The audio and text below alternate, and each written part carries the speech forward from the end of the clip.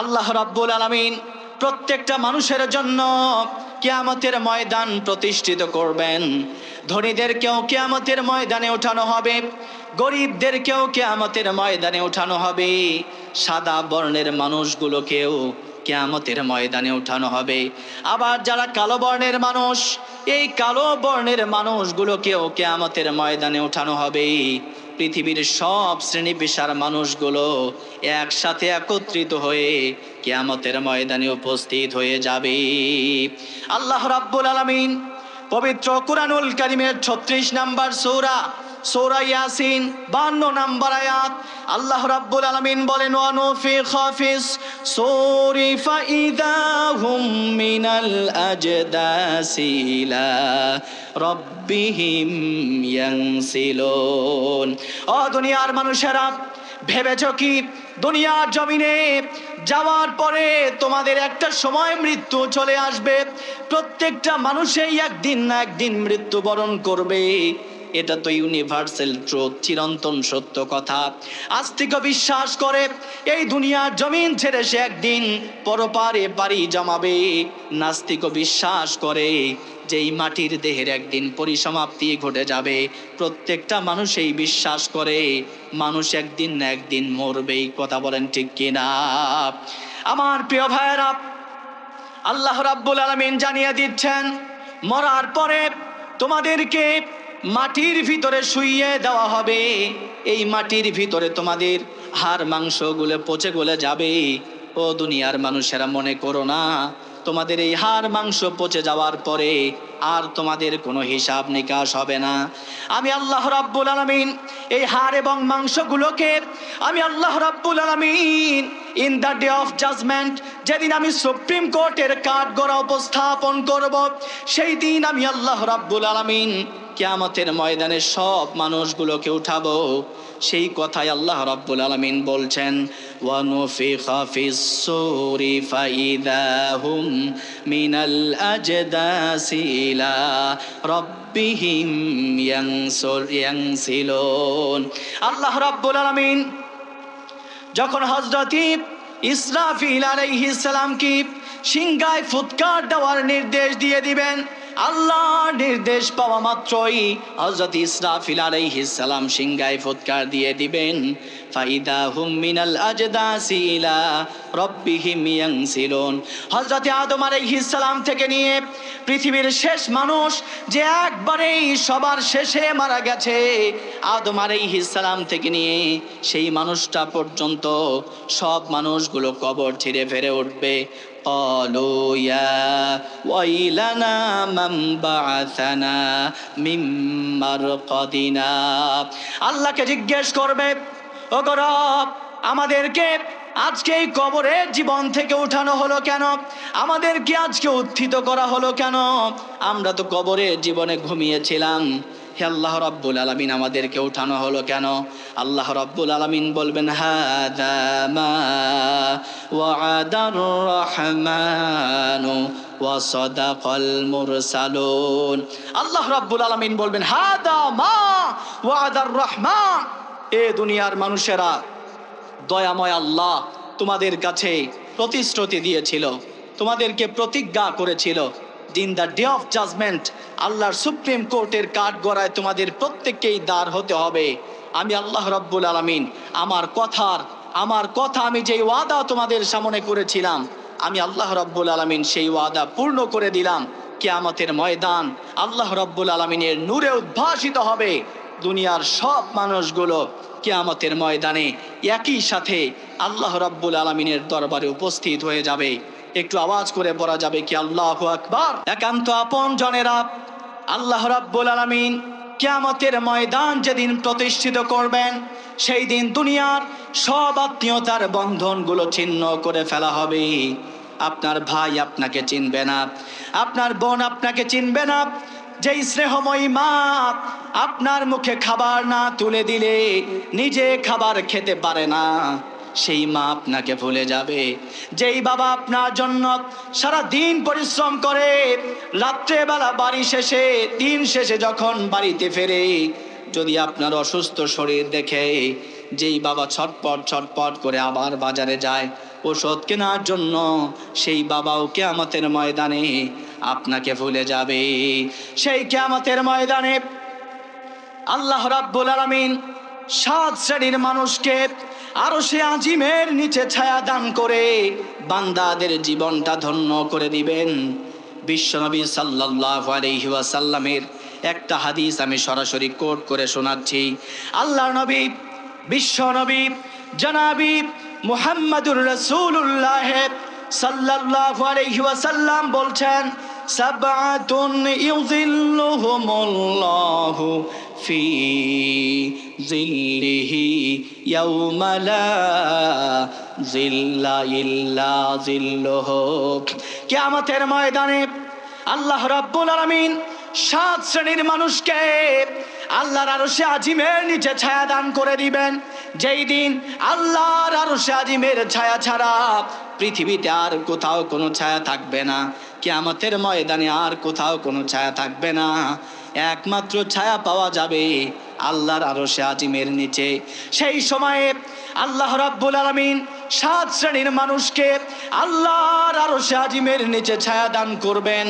সেদিন যারা আরশে আজিমের নিচে ছায়া পেয়ে যাবে তারাই জীবনের মতো ধন্য হয়ে যাবে। আওয়াজ করে বলেন না কেন কথা ঠিক কিনা? আমার প্রিয় ভাইয়েরা, একান্ত আপন জনেরা, সেই 7 শ্রেণীর মানুষ কারা?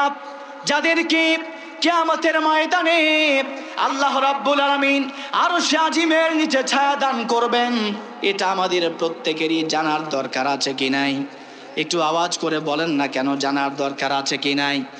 বিশ্বনবী সাল্লাল্লাহু আলাইহি ওয়াসাল্লাম বলছেন, ও দুনিয়ার মানুষেরা, কিয়ামতের ময়দানে সর্বপ্রথম আল্লাহ রাব্বুল আলামিন সেই শ্রেণীর মানুষকে ছায়া দান করবেন। কান খাড়া করে শোনেন।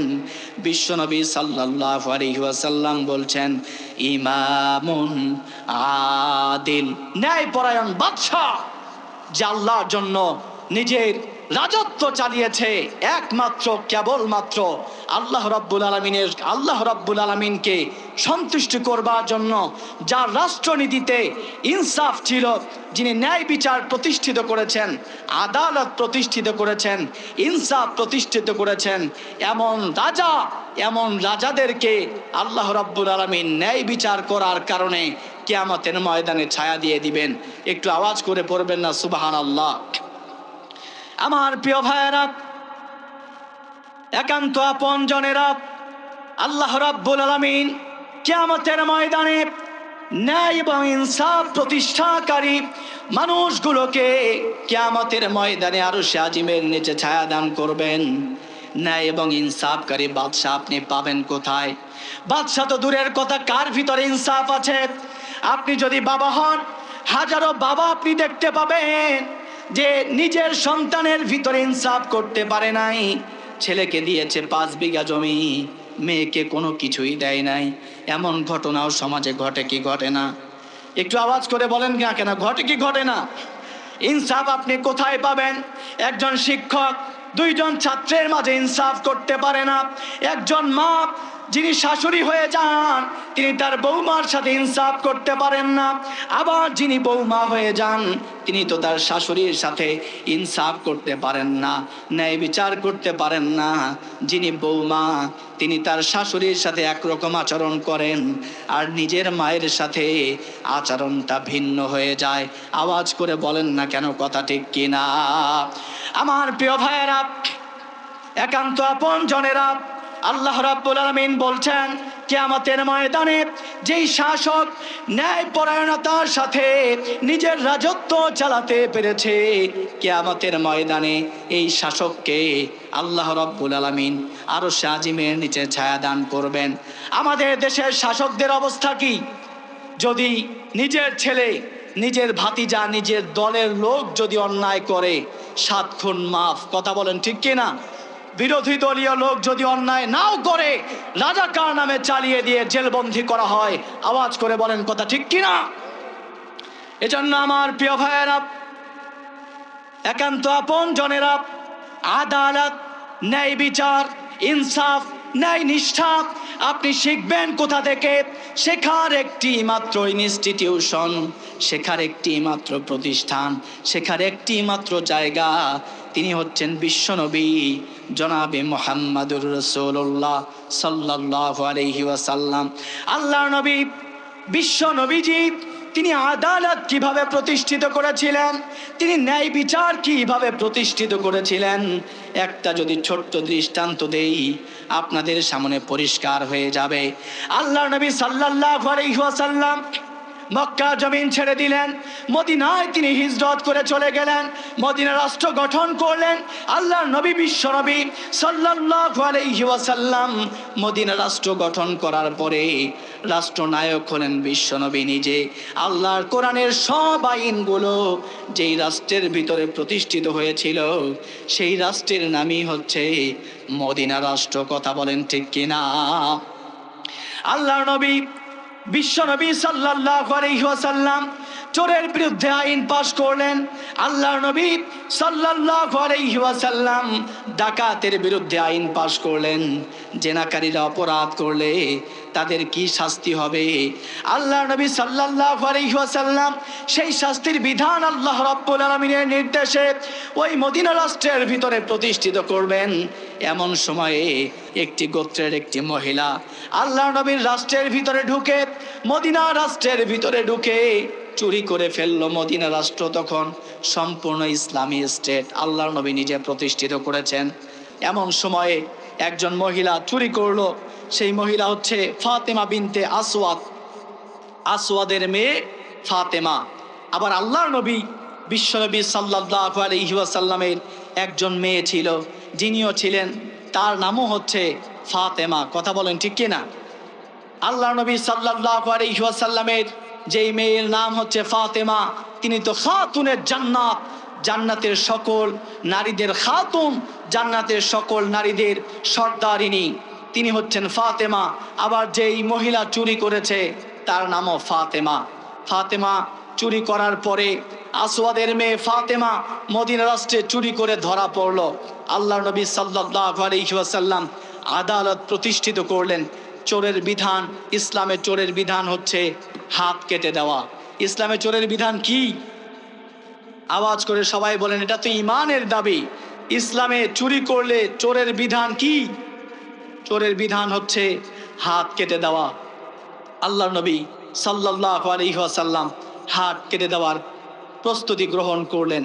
সেই সময়ে আল্লাহ নবী সাল্লাল্লাহু আলাইহি ওয়াসাল্লামকে সম্ভ্রান্ত সাহাবায়ে কেরাম নবী করিম সাল্লাল্লাহু আলাইহি ওয়াসাল্লামকে ঘিরে ধরলেন। আল্লাহর নবীকে বলা হলো, ইয়া রাসূলুল্লাহ, ইয়া হাবিব আল্লাহ, মদিনা রাষ্ট্র সবে মাত্র প্রতিষ্ঠিত হয়েছে। এই নব প্রতিষ্ঠিত রাষ্ট্রে, এই দুর্বল একটা রাষ্ট্র, এই রাষ্ট্রের উপরে যদি আপনি আল্লাহর এই বিধান প্রতিষ্ঠিত করেন, হে নবী মনে রাখেন ওই শক্তিশালী গোত্র কিন্তু আমাদের এই দুর্বল রাষ্ট্রটার উপরে আক্রমণ করবে। আমাদের এই রাষ্ট্রটার উপরে আক্রমণ করা থেকে যদি আপনি বাঁচতে চান নবীজি, তাহলে তার হাত কাটা যাবে না, তাহলে তার হাত কেটে দিয়েন না নবীজি, আপনার রাষ্ট্রের উপরে চাপ আসবে। আল্লাহর নবী সাল্লাল্লাহু আলাইহি ওয়াসাল্লাম বললেন, হে আমার সাহাবীরা, তুমি কি মনে করেছ যে এই ব্যক্তি শক্তিশালী গোত্রের কোনো মহিলা, এজন্য আমি তার হাত কেটে দেব না?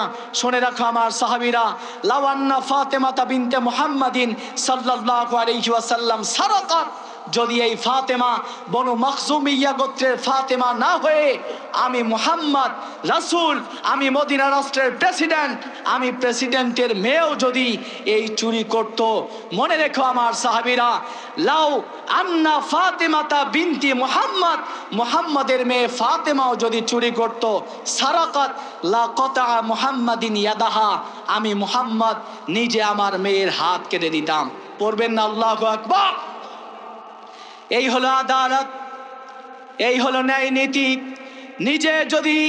নিজের দলের যদি কেউ অপরাধ করে, নিজের আত্মীয় যদি কেউ অপরাধ করে, তার বিচারটাও আপনি যেমন করবেন, আপনার প্রতিপক্ষের যদি কেউ অপরাধ করে তার বিচারটাও আপনি সেরকম করবেন। এটাই হচ্ছে আদালত, এটাই হচ্ছে ন্যায় নীতি। এই ন্যায় নীতি যাদের ভিতরে থাকবে কিয়ামতের ময়দানে আল্লাহ রাব্বুল আলামিন শুধুমাত্র কেবলমাত্র এই মানুষগুলোকেই আল্লাহ রাব্বুল আলামিন নিজের আরশে আজিমের নিচে ছায়া দান করে দিবেন। একটু আওয়াজ করে পড়বেন না সুবহানাল্লাহ।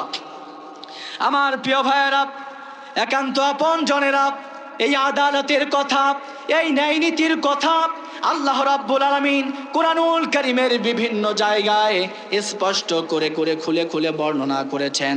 পবিত্র কুরআনুল কারীমের 16 নম্বর সূরা, সূরা নহল 90 নম্বর আয়াত আল্লাহ রাব্বুল আলামিন বলেন, ইন্নাল্লাহা ইয়া'মুরু বিল আদলি ওয়াল ইহসান ওয়া ইতাই দিল কুরবা ওয়া ইয়ানহা আনিল ফাহশাই ওয়াল মুনকারি ওয়াল বাগি। আমার প্রিয় ভাইরা, একান্ত আপন জনেরা, যারা জুমার নামাজ যারা নিয়মিত আদায় করেন, আমার দেশের প্রত্যেকটা মসজিদেই জুমার নামাজের খুতবায় এই আয়াত তেলাওয়াত করা হয় কি হয় না? একটু আওয়াজ করে বলেন না কেন হয় কি হয় না? যারা পারেন আমার সাথে বলেন, ইন্নাল্লাহা ইয়া'মুরু বিল আদলি ওয়াল ইহসান ওয়া ইতাই দিল কুরবা ওয়া ইয়ানহা আনিল ফাহশাই ওয়াল মুনকারি ওয়াল বাগি। আল্লাহ রাব্বুল আলামিন বললেন, ও দুনিয়ার মানুষেরা, ন্যায় নীতি শুধুমাত্র রাজা এবং বাদশারাই প্রতিষ্ঠিত করবে তা নয়, বরং ন্যায় নীতি প্রত্যেকটা মানুষকেই ন্যায় নীতি প্রতিষ্ঠিত করতে হবে, ন্যায় এবং ইনসাফের উপরে থাকতে হবে। আপনি একজন বাবা, আপনি বাবা, আপনার সম্পদের ভিতরে সন্তান যে যতটুকু সম্পদ পায় তাকে ততটুকু সম্পদ আপনি বুঝিয়ে দিবেন। এটাই তো ন্যায় বিচার, এটাই তো ন্যায় নীতি। কথা বলেন ঠিক কিনা? আল্লাহ রাব্বুল আলামিন এই ন্যায় এবং নীতির কথা বলেছেন যে ন্যায় নীতি যাদের ভিতরেই থাকবে, ইনসাফ আর আদালত যাদের ভিতরে থাকবে, কিয়ামতের ময়দানে আল্লাহ রাব্বুল আলামিন তাদেরকে আরশে আজিমের নিচে ছায়া দিয়ে দিবেন। এজন্য করে হযরত ওমর ইবনে আব্দুল আজিজ রাহমাতুল্লাহি আলাইহি তিনি যখন বাদশাহী পেয়ে গেলেন, তার বাদশাহীর যত গভর্নর ছিল সব গভর্নরগুলোকে তিনি ডাকলেন এবং ডাকার পরে সবাইকে নির্দেশ দিলেন, ও আমার রাজত্বের গভর্নররা, তোমরা যখন জুমার দিনে খুতবা দিবে অথবা তোমরা যখন রাষ্ট্রীয় কোনো বক্তব্য দিবে, বক্তব্য শেষে এই আয়াতটা তোমরা অবশ্যই তেলাওয়াত করবে, ইন্নাল্লাহা ইয়া'মুরু বিল আদলি ওয়াল ইহসান ওয়া ইতাই দিল কুরবা ওয়া ইয়ানহা আনিল ফাহশাই ওয়াল মুনকারি ওয়াল বাগি। আল্লাহ রাব্বুল আলামিন তিনটা আদেশের কথা বলেছেন, আবার আল্লাহ রাব্বুল আলামিন তিনটা নিষেধের কথা বলেছেন।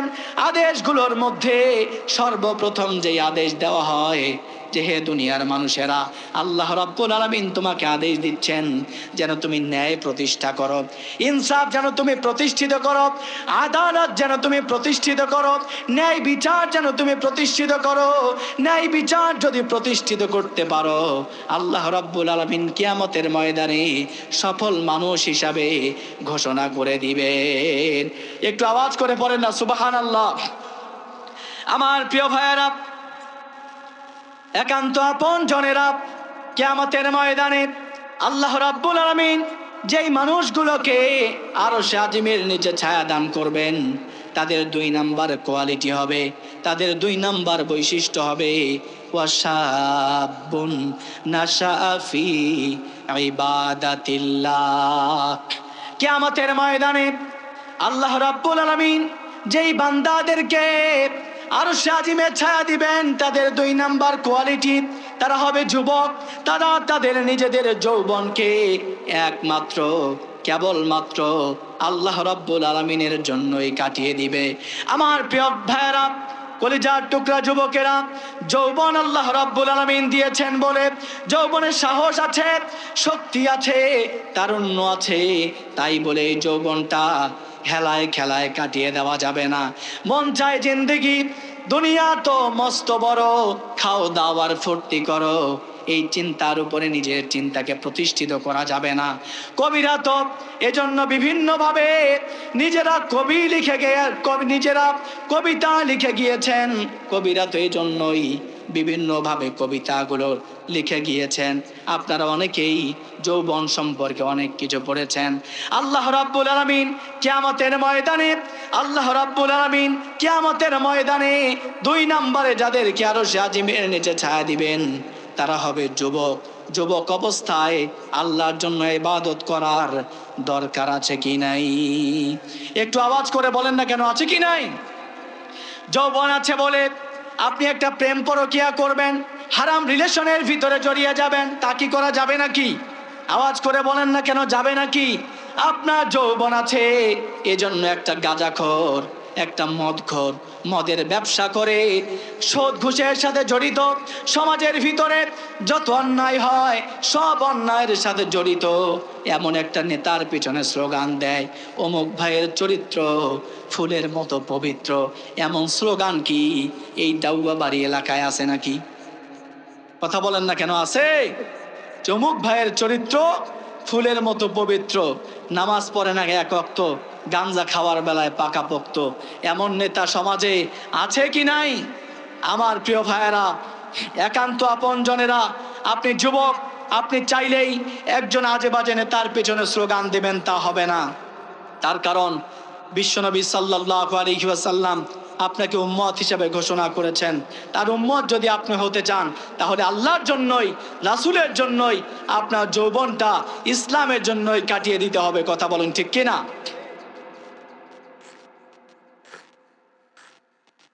ইসলামের জন্য আপনি যুবক, আপনার যৌবনকে আপনি ইসলামের জন্য কাটিয়ে দিবেন, ইসলামের পক্ষে আপনার স্লোগান হবে। তা না বলে আপনি স্লোগান দেন আজে বাজে নেতার পেছনে যে অমুক ভাইয়ের চরিত্র ফুলের মতো পবিত্র, অথচ মুসলিম যুবক আপনি জানেন না যেই নেতার পেছনে আপনি স্লোগান দিচ্ছেন সেই নেতার কোনো অবৈধ সম্পর্ক আছে কিনা। কলমের এক খোঁচায় তিনি হাজার হাজার গরিব মানুষের পেটে, দিনদার দুঃখী মানুষের পেটে লাথি দিয়েছেন কিনা। আপনি জানেন না যেই নেতার পেছনে আপনি স্লোগান দিচ্ছেন সেই নেতা টেন্ডারবাজি করে কিনা, চাঁদাবাজি করে কিনা। অনিশ্চিত একটা বিষয়ে যখন আপনি একজন আজে বাজে নেতার পেছনে স্লোগান দিচ্ছেন তখন বিশ্বনবী সাল্লাল্লাহু আলাইহি ওয়াসাল্লাম আপনাকে সতর্ক করছেন, ইজা মুদিহাল ফাসিক, যখন কোন ফাসিক নেতার পেছনে স্লোগান দেওয়া হয়, গদাবার রব, আল্লাহ রাব্বুল আলামিন রেগে যান, তার রাগের পরিমাণ এত বেশি বেড়ে যায়, ইহতাজ্জালাহুল আরশ, আল্লাহ রাব্বুল আলামিনের আরশ আজিম পর্যন্ত কাঁপতে থাকে। ও মুসলমান যুবকেরা, চিৎকার করে বলতে হবে, ওই আল্লাহকে রাগান্বিত করে ওই আল্লাহর আরশ আজিম কাঁপিয়ে দিয়ে ওই আল্লাহর তৈরি জান্নাতে যাওয়া কি সম্ভব হবে? যদি সম্ভব না হয় তাহলে শক্ত সিদ্ধান্ত নিতে হবে, জীবনে আর কোনো আজে বাজে নেতার পেছনে, যেই নেতা টেন্ডারবাজি করে, যেই নেতা চাঁদাবাজি করে, যেই নেতা নিজে গাঁজা খায়, যেই নেতা মদের ব্যবসা করে, মদের লাইসেন্সধারী নেতার পিছনে মুসলিম যুবকেরা স্লোগান দিতে পারে না। মুসলমান যুবকেরা যদি স্লোগান দিতে চায়, আরাব্বাকা ফাকাব্বির, সৃষ্টিকর্তা আল্লাহর নামে স্লোগান দিতে হবে। ওই আল্লাহর জন্য স্লোগান দিতে কোন কোন যুবক রাজি আছো? দুই হাত তুলে আল্লাহকে দেখিয়ে দাও।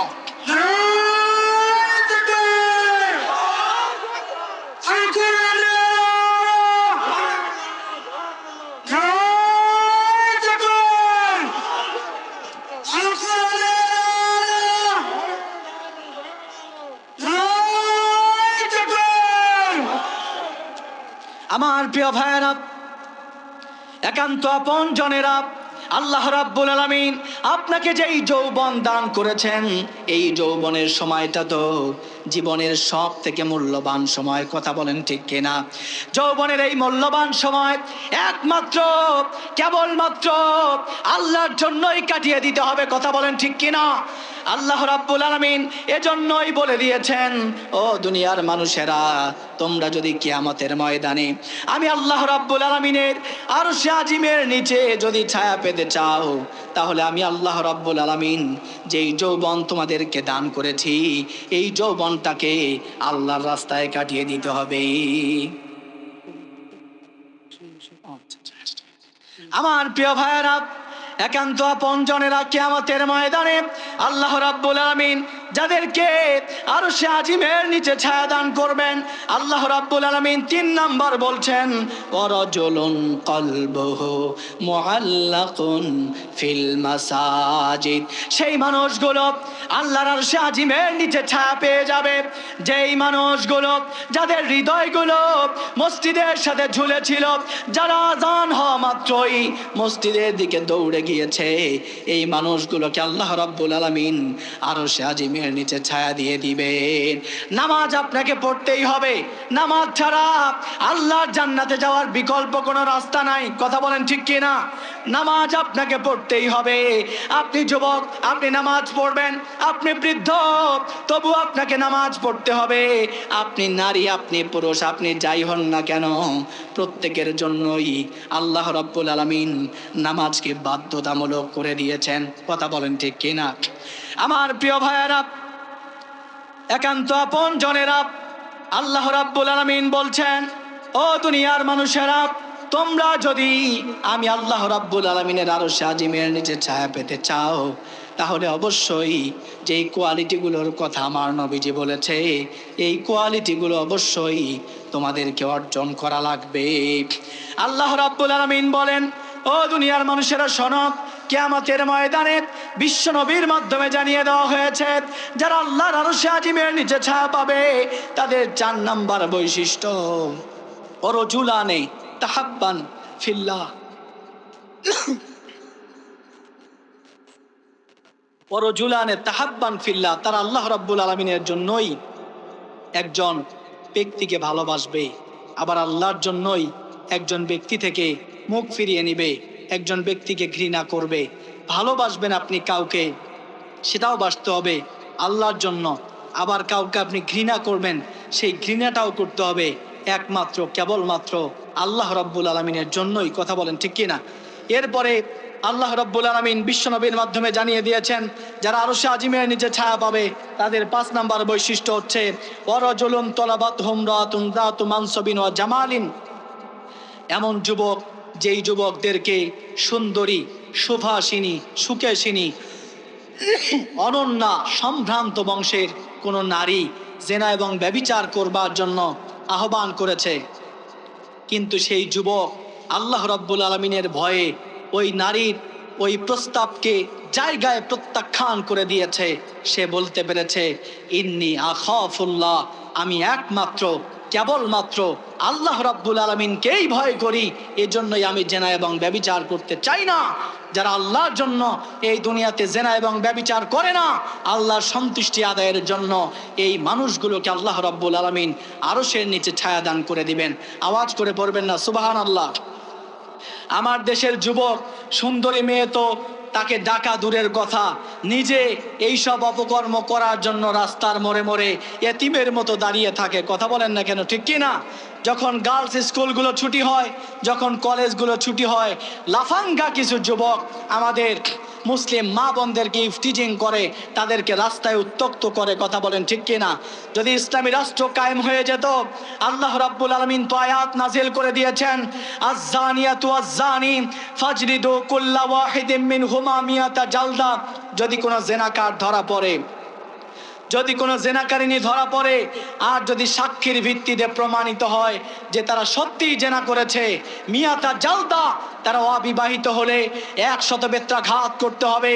আর যদি তারা বিবাহিত হয়, তাহলে মাটিতে অর্ধেক শরীর পুঁতে দিয়ে বাকি যে অর্ধেক শরীর মাটির উপরে থাকবে, এই অর্ধেক শরীরের উপরে ইট পাথর নিক্ষেপ করতে করতে সঙ্গে সার করতে হবে, তাকে হত্যা করে ফেলতে হবে। আল্লাহর কোরআনের এই আইন যদি বাংলার জমিনে প্রতিষ্ঠিত হতো, বাংলার জমিনের নারী নির্যাতনার ধর্ষণ বন্ধ হয়ে যেত। কথা বলেন ঠিক কিনা? আমার দেশ স্বাধীন হয়েছে আর 54 বছর হয়ে গেল। আপনি যখন পেপার খুলবেন, আপনি যখন পত্রিকা খুলবেন, আপনি যখন ইলেকট্রিক মিডিয়া, স্যাটেলাইট মিডিয়াকে সামনে নিয়ে বসবেন, আপনি দেখতে পাবেন নারী নির্যাতনার ধর্ষণের বিভৎস চিৎকার। কথা বলেন ঠিক কিনা? যদি আল্লাহর কোরআনের আইন পাশ করা হতো যে যদি জেনা ব্যভিচার কেউ করে, যদি ধর্ষণ কেউ করে, সে যদি এমপির ছেলে হয়, সে যদি মন্ত্রীর ছেলে হয়, সে যদি প্রধান উপদেষ্টাও হয়, এরপরেও বাইতুল মুকাররম ফোরামের সামনে নিয়ে তাকে ঝুলিয়ে হত্যা করা হবে।